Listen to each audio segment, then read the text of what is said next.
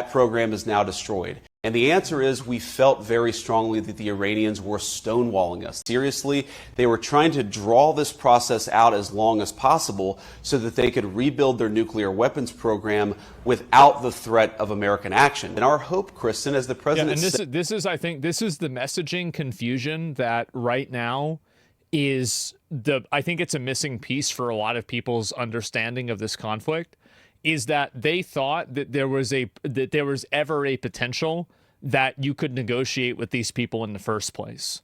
But the reality is that they had never wanted to negotiate. And a negotiation technique was simply used as a diversion from them achieving their goals. They can go down the path of peace, or they can go down the path of this ridiculous brinksmanship, of funding terrorism, of trying to build a nuclear weapon, and that's just not something the United States can. That program is now destroyed. They tried to build a... Well, they've been trying to do it for 30 years, and you just keep blowing it up. Everybody knows this isn't going to be the end of the nuclear program. They have funded terrorism aggressively in the region, and now most of their terrorism proxies are destroyed. Are clearly not very good at war.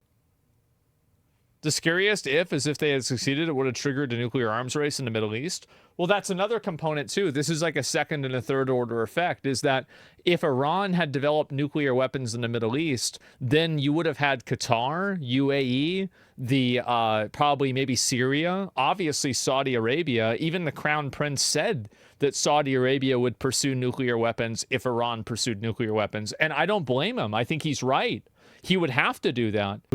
That's the last thing you need. It's a domino effect. We can't let these guys have a second chance. We cannot destroy the regime ourselves. You have to let it fizzle out on its own. You cannot force another group of people into accepting what you think their worldview and their government should be.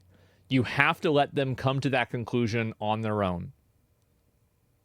We have had a basically 0% success rate in doing this.